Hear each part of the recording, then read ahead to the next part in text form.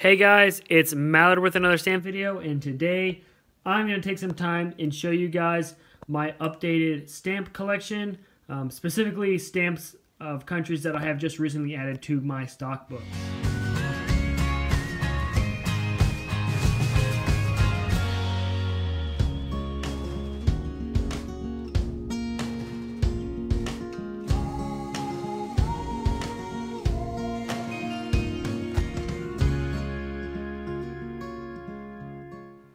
You guys who've been following me for a long time have seen my entire stamp collection. I actually have it on my playlist if you want to go check it out. I've gone through all my stock books, my US collection, my foreign collection, and I've actually shown you guys that is a few months old at this point, and you guys have actually seen this stock book before. This is where I started my Persian or Iran stamp collection.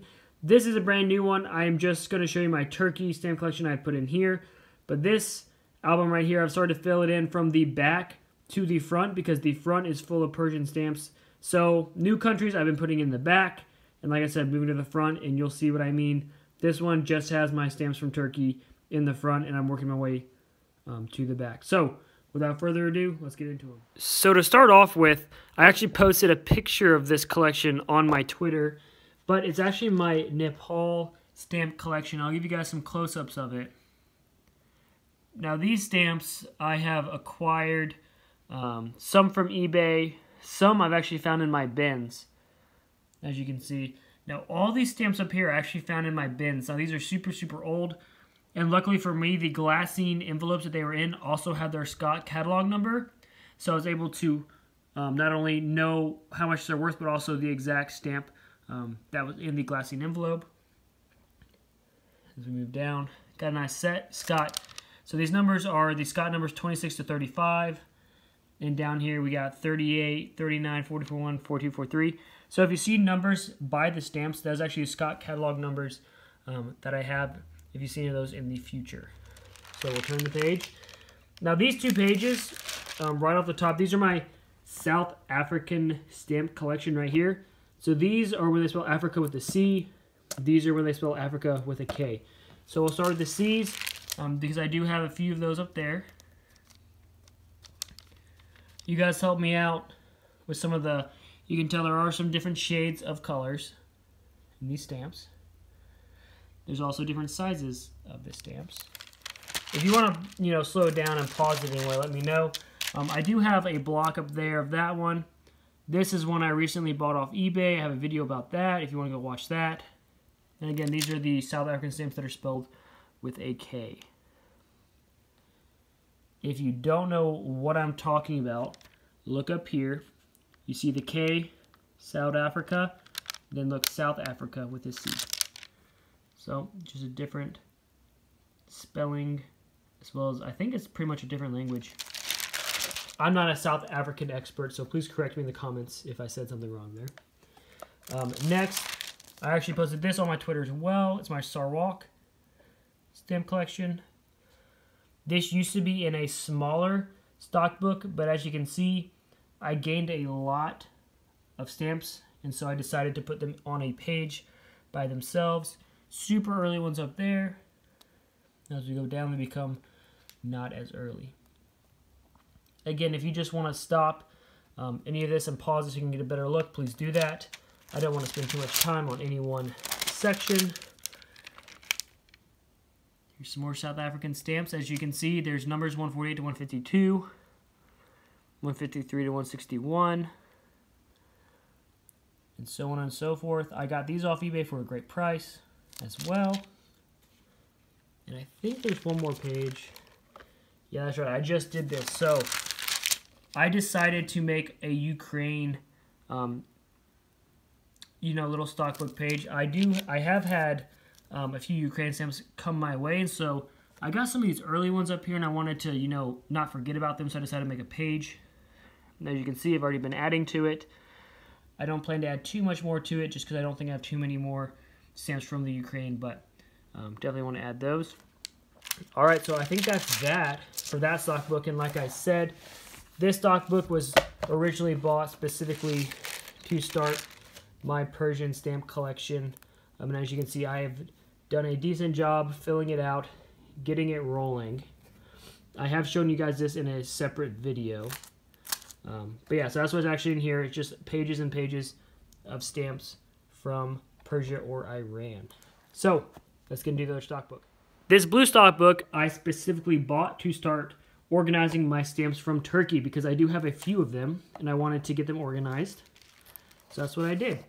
So as you can see, I don't have any super early Turkey stamps, but I do have some right here. And what I really want y'all to look at is this one right here.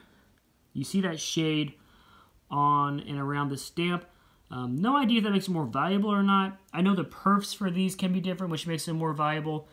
I didn't want to stack them if I thought, because I can't read the language that's all around it, so I rarely stack them unless I know they're the exact same stamp like there.